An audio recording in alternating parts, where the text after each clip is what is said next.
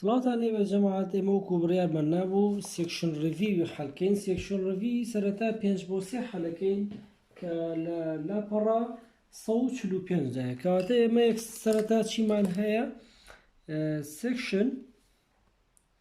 سێکشن ڕیڤیوی چەند 5 بۆ 3 پەیجی 145 سەرەتا پرسیاری یەکەممان هەیە کە چی یاوینەتێ و توێتی ئەگەر بێت و نایترۆجین گاز لەگەڵ هایدرۆجین گازە ڕێئەکشنکەن چی دروستەکرێ؟ ئەمۆنیا NH3 گاز. سەرەتا ڕێئەکشنەکە هاوسەنگەکەین، دوو نایترۆجینمانەیە کەواتە دوویەک بۆیرە دانین، بەمە ژمارە هایدرۆجینەکانمان گۆڕا کەواتە ژمارە هایدرۆجینەکان لێرە بوو بە 6 هایدرۆجین، پێویستە ئەم لاشکەین بە 6 هایدرۆجین بە دانانی کۆفیشنتی 3 کەواتە ئێستا ڕێئەکشنەکەمان هاوسەنگە. سەرەتا پێم وەڵێ چی؟ ئەگەر 150 لیتر لە هایدرۆجین گاز کۆمپلیتلی ڕێئەکشنکە لەگەڵ نایترۆجین گازە چین بۆ دروستەکە چەنم لە ئەمۆنیا گاز بۆ دروستەکە. بە کتی پرسیارەکە بریتە لە چی کە ئەڵێ ئەگەر بزانی ئەم ڕێئەکشنە لە سیم تێمپریچەر و سیم پرێژەرە ڕوویەوە. ئێمە ژووتمان هەر کاتێک ئێمە سیم تێمپریچەر و سیم پرێژەرمان هەبێ کەواتە ئەتوانین بە ئاسانی ڤۆلیۆم تو ڤۆلیۆم ڕێیشۆ ئەنجام بین و ئەچەسپێ پیاوە ئەتوانین دەکەوێتە ژێر کاریگەری یاساکانی ئاڤۆگاترۆ و ئەم جەماعەتەی کە پێشووتر خوێنمان باشە. کەواتە مادەم هەردوو کۆمپاوندەکەم یا بڵێ لە دۆخی گازیایە باشە، ئەبینین هەردووکی لە دۆخی گازیایە کەواتە پێویست بە گۆڕینی ڤۆلیۆمەکەم ناکە بیگۆڕم بۆ مۆڵ و دوایەوە مۆڵ بگۆڕمەوە بۆ مۆڵ و پاشان بیگۆڕمەوە بۆ ڤۆلیۆم بۆ لەبەرەوەی هەردوو کۆمپاوندەکەم لە دۆخی گازیایە کەواتە هەمان ستەیتیانەیە.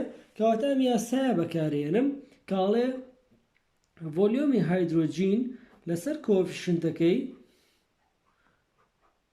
ئەکاتە چی؟ ئەکاتە ڤۆلیۆمی NH3 لەسەر کۆفیشنتی NH3. ئەگەر بزانم ڤۆلیۆمی هایدرۆژینەکەم 150 لیترە و کۆفیشنتەکەشی لە ڕێئەکشنەکە دیارە بریتە لە 3، ڤۆلیۆمی NH3یەکەم ئەمۆنیاکەم ئەبێ بە چەند لە کاتێکا کۆفیشنتەکەی بریتە لە 2 کەواتە لێرە وەڵێم ڤۆلیۆمی NH3 ئەکاتە چی؟ کڕۆس پرۆدەکتێکی پێیەکەم ئەکاتە 150 کەڕەتی 2 دیڤایدی 3 یەکەم ئەکاتە چی؟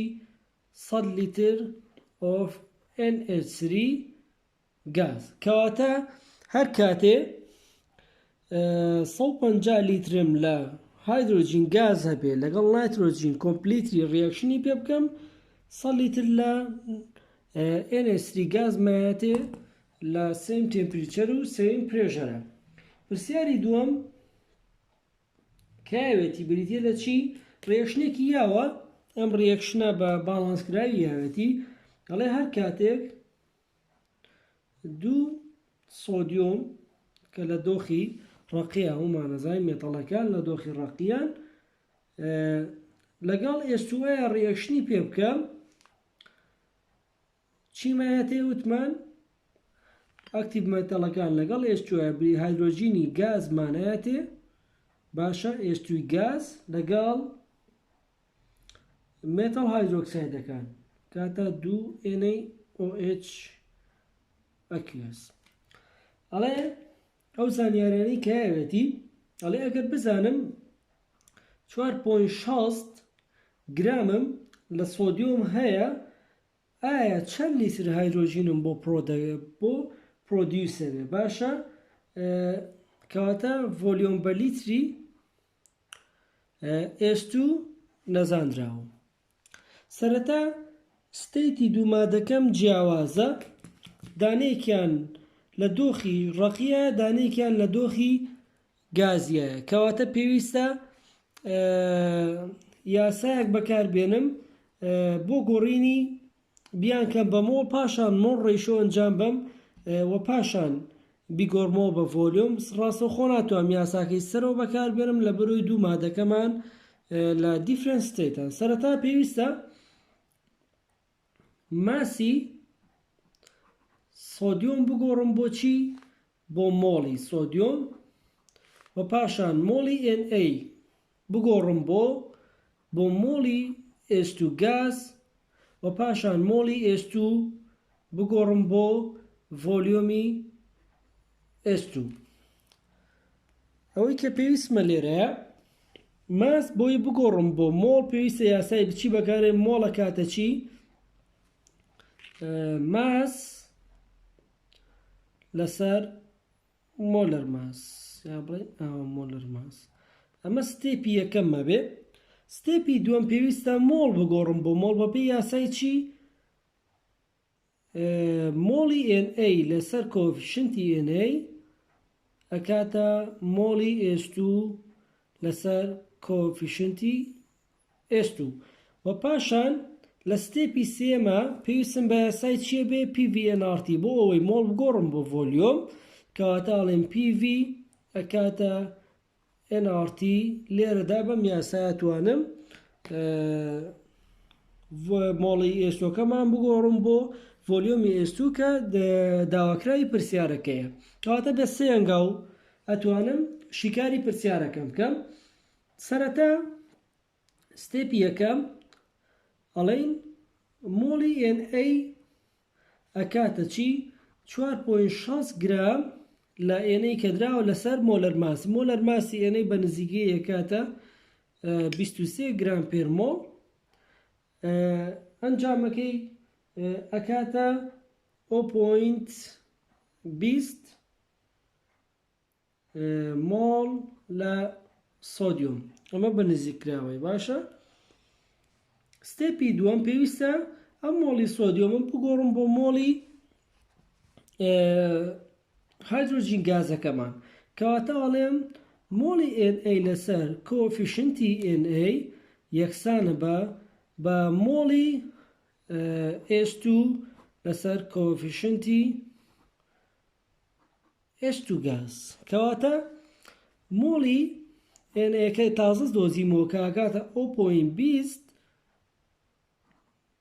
باشە لەسەر کۆفیشنتەکەی کە بریتیە لە پرسیارەکە دیارە کە بریتیە لە دوو یەکسانە بە مۆڵی ئێستۆکەم کە نادیارە لەسەر کۆفیشنەکەی کەیەکە کەواتە لێرەوە ئاڵێم مۆڵی ئێستۆکەم ئەکاتە چی ئەکاتە 0.20 دا بەشی دوو ئەکاتە 0.1 یاخود 0.10 سفرەشی بۆ زیاد بکەین ئەکاتە 0.10 مۆڵ of H2 کەواتە ئێستا ستێپی سێم پێویستە جێبەجێ بکەم کە بریتیە لە چی گۆڕینی مۆڵ بۆ ڤۆلیۆم کەواتە بەپێی یاسای PV ئەکاتە NRT ئەتوانم ڤۆلیۆم دۆزمەوە کەواتە ڤۆلیۆم ئەکاتە چی NRT لەسەر P پێی وتوم ئەگەر ئەم ریەکشنە لە دۆخی STP ئەنجام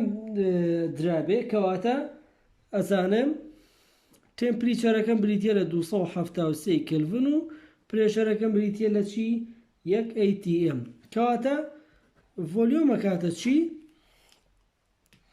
ئێنەکەی دۆزیمانەوە کاتە 0.1 وەکو وتمان ڤۆلیۆم ئەکاتە چی 0.10 کە مۆڵەکەمان لە دۆزیمانەوە لەسەرەوە ئاڕەکەمان بریتیە لە 0.82 باشە کەڕەتی تێمپریچەرەکەمان 273 کلڤنە و پرێشەرەکەمان 1 ATM کەواتە ڤۆلیۆم ئەکاتە چی ئەکاتە ئەنجامەکەی بە نزیکراوە ئەکاتە 2.23 لیتر of H2 گاز کەواتە هەر کاتێک من 4.6 گرام لە سۆدیۆم ریاکشن پێ بکەم لەگەڵ ئاوە ئەو بڕە گازی هایدرۆژینەی کە بۆم دەرەچێت بریتە لە چەند 2.23 لیتر. باشە ئەمە پرسیاری دووەم بوو. بۆ پرسیاری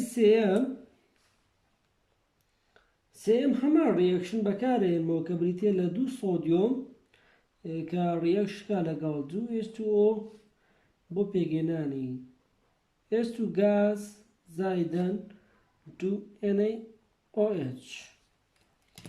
ئەگە بزانم ئەمەم سۆلیدە و ئەمەش گازە. ئەڵێ چی؟ ئەم جارە بەعکسەوە داوامان لێەکە. ئەڵێ چەند گرام لە سۆدیۆمم پێویستە باشە بۆ ئەوەی کە ڕیاکشن لەگەڵ H2O بکە و چەندێک لە ئینم بۆ پێک بێنێ 4.0 کەڕەتی دەتوان 2 ملی لیتر. خۆمان نەزانین یەکسەرە و دەتوان دووە بێ بە کەڕەتیەکەین تایمێکین ئەوێ بەچی 400 ملی لیتر لە H2 گاز. سەرەتا ئەوەی کە داواکراوە بریتە لە ماسی سۆدیۆم، ئەوەی کە دراویشە بریتە لە ڤۆلیۆمی H2O. سەرەتا پێش هەموو شتێک پێویستە ڤۆلیۆمەکەم بکەم بە لیتر. چۆنی کەم بە لیتر؟ ئەڵێم 400 ملی لیتر ئەکاتە چی؟ 1 لیتر یەکسانە بە 1000 ملی لیتر. ملی لیترەکە لە ژێرۆ دانێم بۆ ئەوەی بڕوە وەکو پێشتر فێرمان کردوون، کەواتە ئەکاتە چی؟ 0.4 لیتر. باشە؟ کەواتە من چیم هەیە؟ ڤۆلیۆمی H2م هەیە.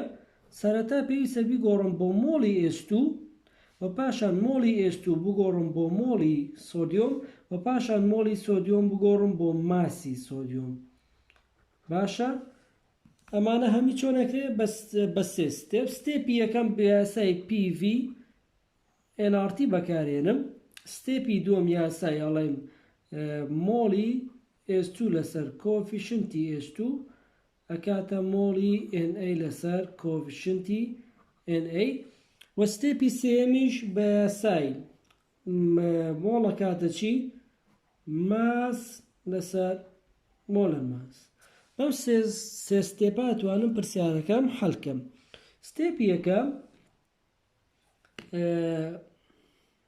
یاسای PV NRT بەکارێنم. مەڵێم PV ئەکاتە NRT. پێویستە سەرەتا مۆڵی هایدرۆجین بگۆڕمەوە، کەواتە N ئەکاتە چی؟ N ئەکاتە چی؟ PV لەسەر RT. وەکو وتێتی لە پرسیارەکەشە ئەم پرسیارش ئەم ریاکشنەش لە دۆخی STP ڕوویەوە. باشە؟ کەواتە Ni H2 ئەکاتە چی؟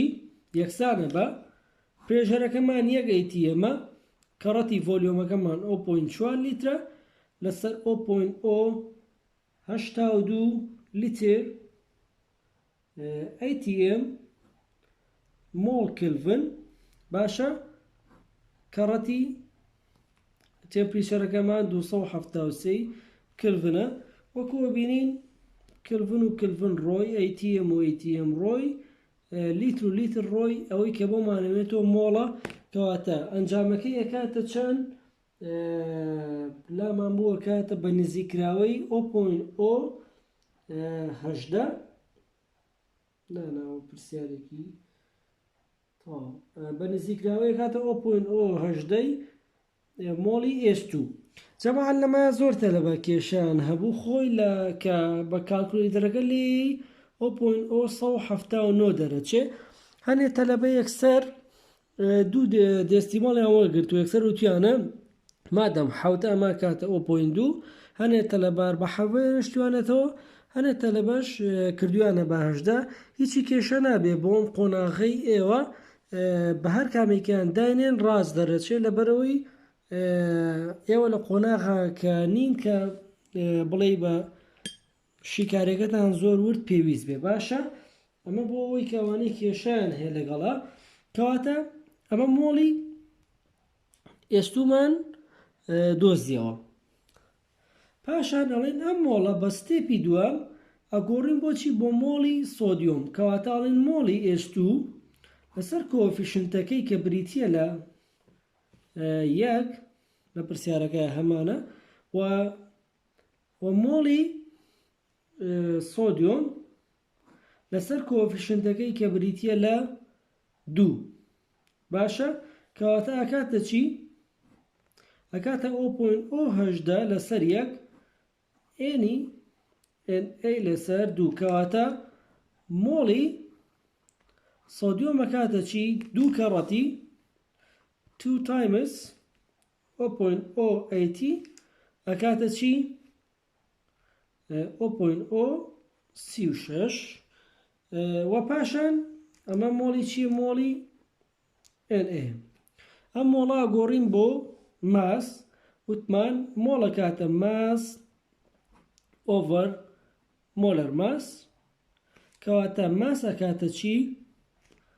مۆڵ تایمز مۆلەر ماس، کەواتە مۆڵەکەمان بریتیە لە 0.036 مۆڵی NA و مۆلەر ماسی NA بە نزیکەی وتمان 23 گرام پێر مۆڵە و ئەشکاتە 0.82 شتێکی لەو بابەتە. باشە گرام. ئەمە جوابی پرسیاری سێمە. پرسیاری چوارەم ئەڵێ چی؟ ئەڵێ ئەگەم ریاکشنەمان هەبێ 2KClO3 باشە ئەگەر دیکۆمپۆزیشنی پێ بکەی چیمان بۆ دروستەکە؟ 2KCl زائدن 3O2 گاز. باشە ئەگەر بزانم ئەمە سۆڵیدە و ئەمەش گازە. پرسیارەکە ئەڵێ چی؟ ئەڵێ ڤۆلیۆمی ئۆکسیجین گاز بە لیتر چەند؟ کەواتە ڤۆلیۆمی ئۆتوی ئەوێ. زانیارەکان کە دراوە پرێژەری یاوە کە بریتیە لە چی؟ 0.987 ATM و تێمپریچەری یاوە 25 سیلیزیە ئەی گۆڕم بۆ کلڤن زای 273 یەکەمە کاتە چی؟ 298 کلڤن. وە شتێکی تری یاوە بێم کە ماسی KClO سریەکەیە کە بریتیە لە چی؟ 30.6 گرام. کەواتە پێویستە ئەم ماسە بگۆڕمەوە بۆچی؟ بۆ ڤۆلیۆم. دیسانەوە ئەڵێمەوە مادەم ستەیتی مادەکان جیاوازە، کەواتە پێویستە سێ ستێپەکە بەکاربێنم. ستێپی یەکەم ئەڵێ ماس KClO3 ماسی KClO3 ئەگۆڕم بۆچی؟ بۆ مۆڵی KClO3 و پاشان ئەم مۆڵە ئەگۆڕم بۆ مۆڵی O2 و پاشان ئەم مۆڵی O2 ئەگۆڕم بۆ ڤۆلیۆمی O2. پێویست ناکە دیسانەوە هەمان شت بنووسینەوە، یاساکان بۆی زۆر درێژە نەبێ ڤیدۆکە. کەواتە ستێپی یەکەم بەکارێنم کام ماسە پێویستە بگۆڕم بۆ مۆڵ، کەواتە ئەڵێم مۆڵی KClO3 ئەکاتە چی؟ ئەکاتە ماس ئۆڤەر مۆلەر ماس، کەواتە پێویستە مۆلەر ماسی KClO3 بدۆزمەوە ئەگەر لە حاڵەتێکە نەدرابوو. KClO3 کەیەکەمان 39ە، سیڵەکەمان 35ە و ئۆکسیژینەکەشمان 3 times 60 ئەکاتە 48 پێم وابێ. هەمووی ئەکاتە چی؟ 122.5 ئۆر هەر 122 لە ئەگەر بە پۆینتادەکان حساب بکەین ئەکاتە 122.5، ئەگەر هەر ئاوا حسابی بکەین ئەکاتە 122 و پۆینتا حساب نەکەین ئەکاتە 122 گرام پێر مۆڵ. باشە کەواتە مۆڵی KClO3 ئەکاتە چی؟ ماسەکەی کە بریتیە 30.6 گرام لەسەر 122 گرام پێر مۆڵ ئەنجامەکەی ئەکاتە چی دەرمانهێناوە پێشتر ئەکاتە 0.24 مۆڵ و پاشان ئەم مۆڵی KClO3 پێویستم بگۆڕم بۆ مۆڵی O2 بەپێی ئەم یاسایە کاڵێم مۆڵی KClO3 لەسەر کۆفیشنتەکەی KClO3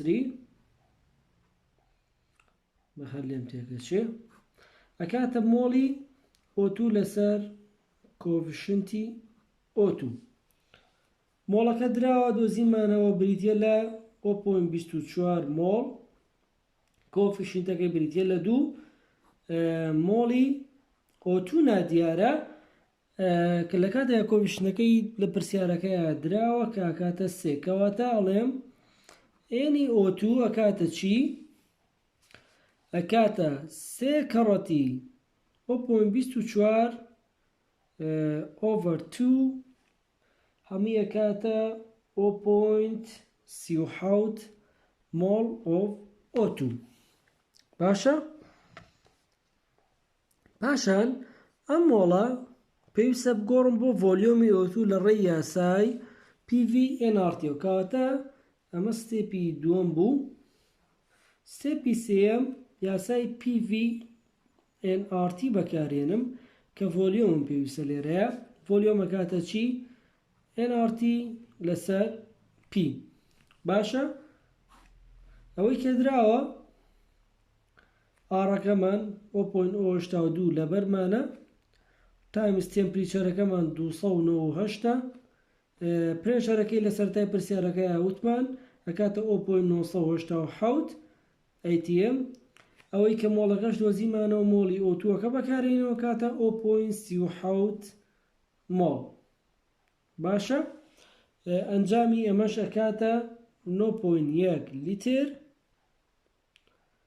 of O2 گاز ئەمە سێکشن ڕڤیوی 5/4 تاوا بوو ئێستا ئینە سەر چی سێکشن ڕڤیوی 5/3 تاوا بوو ئێستا ئینە سەر سێکشن ڕڤیوی 5/4 وابزانم لە سەرەتای ڤیدۆگا بەغەڵەت وتمان 5/4 ئەمەیان پێیجی چەنە پێیجی 150 باشە کەواتە سێکشن ڕڤیوی 5/4 پێیجی 150 پرسیاری یەکەم ئەڵێ جیاوازی دیفیوژن و ئیفیوژن بکە ئەومانەزانین دیفیوژن بریتە لە mixing of two different gases و ئیفیوژنیش بریتە لە ئیسکەیپی یا بڵێ بریتە لەوەی کە گازێک لە کوونێکی بچکۆلەوە بێتە دەرەوە ئەمە بە دیتێڵی پێشتر خوێندومانە پرسیاری دووەم کە زۆر تەلەبە لێرە لی تێکچ بوو زۆر جار ینی مشکیلەکە لە غەڵەت خوێندنەوەی پرسیارەکە لە غەڵەت حاڵی بوون لە پرسیارەکە هەیە کە ئەڵێ چی ئەڵێ مۆلەرماسی گازێکم بۆ بدۆزەرەوە کە من نازانم چییە کەواتە مۆلەرماسی گازەکە من بە X دانم داواکراوە و بە بەراورد بە گازی تر کە گازەکەی تر بریتە لە CO2 کە مۆلەرماسەکەی ئەزانم 44 گرام پێر مۆڵە باشە ئەڵێ ئەگەر بزانم ئەم گازە 1.6 ئەوەنەی یعنی کە بزانم ڤیلۆستی گازەکە 1.6 ئەوەنەی ڤیلۆستی CO2 کەواتە ئەڵێم Vx ئەکاتە چی 1.6 V CO2 باشە زۆر تەلەبە بەعکسەوە کردبیان وتبیان V CO2 ئەکاتە 1.6 ئەوانەی Vx بەڵام پرسیارەکەوان ناڵێ ئەڵێ ئەگەر بزانم ئەڵێ estimate the molar mass of the gas that effuse at 1.6 times the diffusion rate of carbon dioxide باشە ئەگەر بزانم ئەم گازە ئیفیوشەکە یا بڵێ دەرەچێ لە تاینی هۆڵەکەەوە بە خێرایی 1.6 ئەوەنەی CO2 کەواتە پرسیارەکەم بەم شێوەیە دانێم وەکو خوێنمان بە پێی یاساکەی گراهام لۆ ئەڵێ چی؟ ئەڵێ ڤیلۆسیتی گازێک باشە، ئەڵێ ڤیلۆسیتی بۆ نمونەیە ماسی ئۆتۆگە لە سەرۆدانی کێشە نابێ و کاتە میمەوەسی ڤیلۆسیتی و مۆلەر ماس پێچوانە من ببێ یاسای گراهام لۆ کاتاڵێ بڵێن ڤیلۆسیتی CO2 لەسەر ڤیلۆسیتی X کە نایزانین ویسە مۆلەر ماسەکان پێچوان و کاتاڵی مۆلەر باکسی X لەسەر مۆلەر ماسی CO2 ئەوەی کە یاوێتی کتی پرسیارەکەمە بریتە لە چی؟ VCO2 دراوە ئەوەی کتی پرسیارەکەی ئەڵێ Vx ئەکاتە چی 1.6 ئەوەنەی VCO2 ئەگەر بزانم مۆلەر ماسی CO2 44 و MXیش نادیارە کەواتە وەکو لە پرسیارەکەیە دیارە VCO2کان ئەڕۆن باشە کەواتە دوولا دوونێوانیا کرۆس پرۆدەکتێکێکە کە بریتە لە چی؟ ئەمە تایمس ئەوە ئەمەش تایمس ئەمە کە بریتە لە یەک لەم حاڵەتەیە کەواتە ئەڵێم چی؟ 1.6 تایمس MX ئەکاتە چی؟ ئەمەش 44 تایمس 1 ئەم یەکە کە لێرەیە ئەمێنێتەوە کە ئەڕۆن باشە؟ ئەگەر بێت و بۆی من ڕزگارم بێ لەم ڕێگانە پێویستە هەردوو لای هاوکێشەکەم دووجا بکەم کەواتە ئەمانە ئەڕۆن لەگەڵ دووجاکردنە ئەمەش ئەبێ 1.6 تایمس دووە بێ بە چی؟ بڵێ دووجای کەمەوە بە 2.56 MX یەکسانە بە چی؟ بە 44 کەواتە مۆلەر ماسی ئێکسەکەم کە نادیارە بریتە لە چی؟ لە 44 دابەشی 2.56 ئەکاتە 7.1 گرام پێر مۆڵ کەواتە با یەک جارم پرسیارە بڵێنەوە لە بەرۆی هەنێکی کێشەی تیاە بوو ئەڵێ مۆلەر ماسی گازێک کە نازانم من گازەکە چییە ئەڵێ مۆلەر ماسی و گازم بۆ بدۆزەرەوە کە بزانی ئەم گازە خێراییەکەی 1.6 ئەوەنەی خێرایی کاربۆن دایۆکسایدە کەواتە مۆلەر ماسەکەم نادیارە مۆلەر ماسی کاربۆن دایۆکساید دەزانم کە بریتە لە 44 گرام پێر مۆڵ کاتێ بزانم Vx ئەکاتە 1.6 ئەوەنەی VCO2 کەواتە ئاڵم ڤیلۆسیتی کاربۆن دایۆکساید لەسەر ڤیلۆسیتی گازە نادیارەکەم ئەکاتە مۆلەر ماسی گازە نادیارەکەم لەسەر مۆلەر ماسی CO2 بیرتانە خەمەوە ئەبێ ڤیلۆسیتی و مۆلەر ماس ئەفوە لێرە ئەممان بیرچووە ڤیلۆسیتی و مۆلەر ماس پێچەوانەی یەکتر بن بە پێی یاسای گرابلۆ کەواتە پرسیارەکەم یعنی بڵێ شوێنەکانی ڕاستداناوە کەواتە لە جێی Vx چی دانێم 1.6 ئەوەی VCO2 و 44ەکەش دانێمەوە کە دراوە لە پرسیارەکەیە ئەمانە ئەڕۆن ئەکاتە چی؟ ئەم ستێپەت یەک جار بۆ بکەم نەوەگەنێ مشیری هەبێ لێرەیە ئەکاتە 1 لەسەر 1.6 یەکسانە بە چی؟ مۆلەر ماسی X لەسەر مۆلەر ماسی CO2کە کە بریتە لە 44 بەم شێوەیەکە پاشان کرۆس پرۆدەکتێکەکەم ئەمە بۆ ئێرە و ئەمە بۆ ئێرە ئەبێ بەم شێوازەی لێت و پاشان دووجایەکەم بۆی خۆم لە ڕێگەکان نەجات بەم شێوازەی لێت و پاشان MX کە بریتە لە مۆلەر ماسی گازە نازانراوەکەم ئەیدۆزمەوە باشە؟ پرسیاری سێەم ئەڵێ چی؟ بیخوێنینەوە ئەڵێ ئەم گازانەی کە یاوێتی بۆم ڕیز بکە بەپێی ئەوەی کە ڤیلۆسیتیان زیاد بکە و تووشێتی چی؟ ئەت 25 سیلیزی سەرتا بە گازەکان ئێمە وا دابنین کە بۆکو خۆی ئەڵێن H2O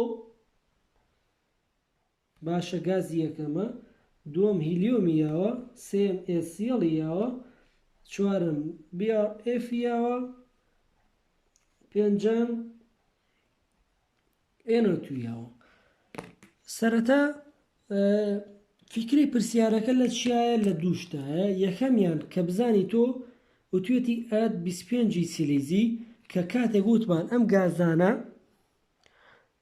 کە سیم تێمپریچەریان هەبێت دیفرنت گاز کە سیم تێمپریچەریان هەبێت سیم کاینەتیک ئینێرجیان هەیە کەواتە پەیڕەوی یاسای گراملۆوەکە کە ئەڵێ ئەو گازەی مۆلەر ماسی قورسترە یا بڵێ مۆلەر ماسی زیاترە ئەو گازە قورسترە و خێرایەکەی کەمترە مادەم هەمیان سیم تێمپریچەریان هەیە کەواتە بەپی یاسای گراملۆ ڤیلۆسیتی گازەکە پێچەوانە ئەگۆڕێ لەگەڵ چی لەگەڵ مۆلەر ماسەکەی کەواتە بۆ ئەوەی بزانم کام لەمانە یا چۆن ئەم گازانە ڕیزەبم بەرەو بەهۆی ینی بەرەو ڕووی زیادبوونی خێرایەکانیان ئەبێ بزانم مۆلەر ماسی ئەم گازانە چەندە مۆلەر ماسەکان ئێمە پێشتر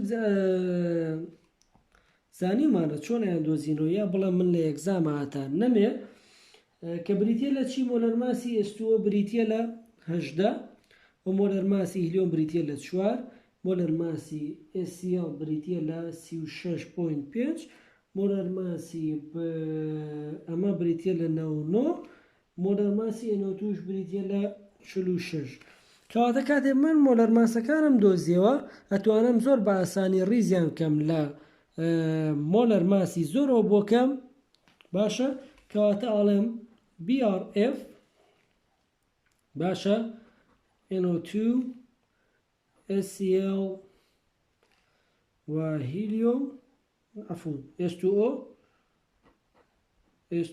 و مەش هیلیۆم ئەڵێم کاتێک کە ئاوا بڕۆین ئینکریزی چیەکەین